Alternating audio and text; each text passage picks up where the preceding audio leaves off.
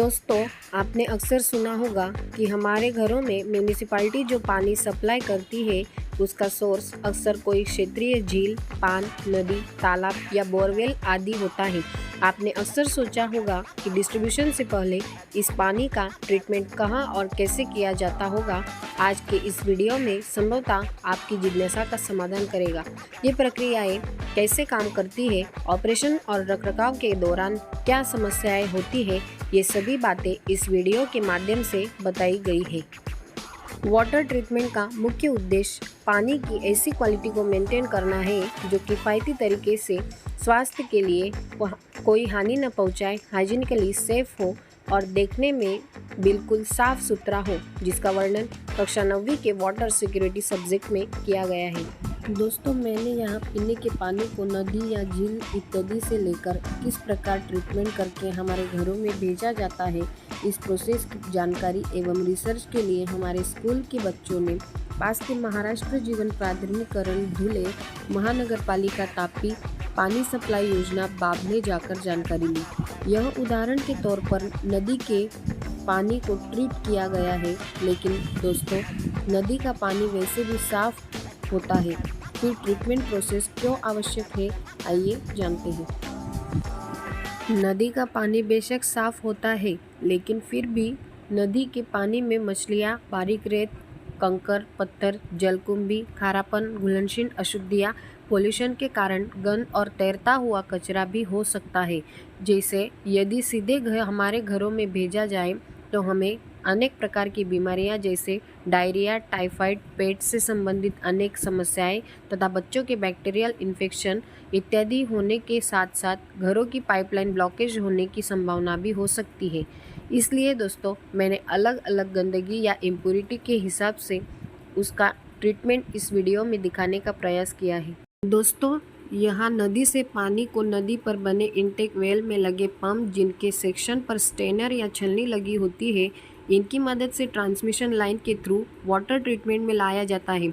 गौर करें कि पंप के सेक्शन पर स्टेनर्स लगे होने से ट्रांसमिशन लाइन में जलीय जीव जंतु, बड़े पत्थर, पॉलीथीन, जलीय वनस्पति इत्यादि पानी के साथ ट्रीटमेंट प्लांट में नहीं जाता है। आवश्यकता के अनुसार ट्रांसमिशन लाइन के पानी को रॉवर्ट रेस्टोरेंट टैंक में इकट्ठा करके ट्रीटमेंट प्लांट में पंप किया जा सकता है। वाटर ट्रीटमेंट प्लांट में सबसे पहले प्री क्लोरिनेशन करके पानी में इनिशियल डिसइंफेक्शन या प्रारंभिक कीटाणु शोधन किया जाता है को कैस्केड एरेटर में पंप किया जाता है।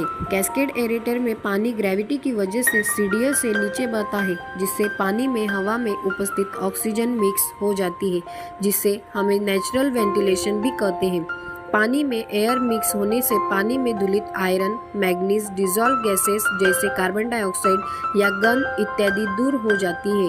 इसके बाद फ्लैश मिक्सर कम फ्लॉकुलेटर में यानी पानी प्रोवाइड किया जाता है, जहाँ को एगिलेंट केमिकल जैसे फिटकरी, चूना, पॉली इलेक्ट्रोलाइट आदि को तेजी से मिक्सर के द्वारा मिक्स किया जाता है और फ्लॉकुलेटर में भेज दिया जाता है, जहां पेडेंट मिक्सर द्वारा धीमी गति से पानी और केमिकल के मिश्रण में फ्लॉक बनने लगते हैं। इस यूनिट का उपयोग टर्बिडिटी हटाने और बहुत ही बारीक सस्पेंडेड सॉलिड पार्टिकल्स में परिवर्तित करने के लिए किया जाता है। कैलकुलेटर के बाद पानी को क्लैरिफायर में भेजा जाता है, जहां गुरुत्वाकर्षण के कारण आने वाले फ्लॉक्स क्लैरिफायर के क्षेत्र में जमा होने लगते हैं और लगभग साफ पानी क्लैरिफायर के साइड वॉल के ऊपरी हिस्से में बने लॉन्डर से रैपिड ग्रेविटी फिल्टर में भेज दिया जाता है, जहां बचे हुए और भी बारीक पार्टिकल्स और टर्बिडिटी हट जाती है। रैपिड ग्रेविटी फिल्टर में इनलेट पर 10 NTU तक टर्बिडिटी आती है, जो कि आउटलेट पर 1 NTU से भी कम हो जाती है। अब यदि पानी को कठोरता या पानी के हार्डनेस की कोई समस्या नहीं है, तो पानी को कीटाणु शोधन या डिसइंफेक्शन के लिए ओजोनेशन यूनिट में भेज दिया जाता है। वैकल्पिक रूप से ओजोन कीटाणु शोधन के बजाय उस क्लोरिनेशन का उपयोग कम बजट परियोजनाओं के लिए भी किया जा सकता है।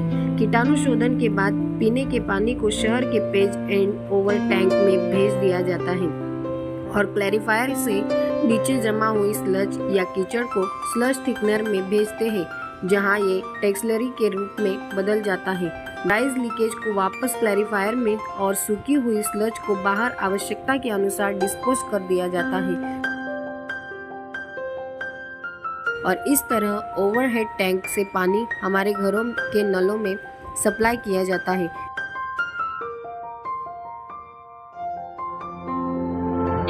आपके क्षेत्र का पानी कैसा है? मीठा है या खारा?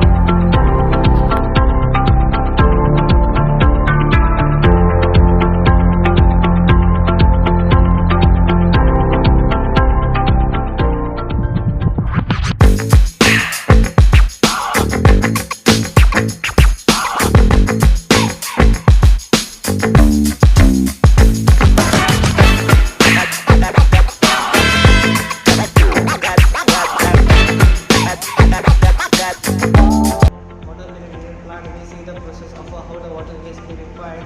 There is a many process and many compounds are mixed in the water to get the We visit the first time at water purification plant. I really like this plant because we get information about how to purify the water and let's save the water for our better. 60 lakhs liter water was supplied to Dhude city per day, and the capacity of the purification tank is 60%. 20% water are supplied in Dhude city and another 30% water are supplied in other areas.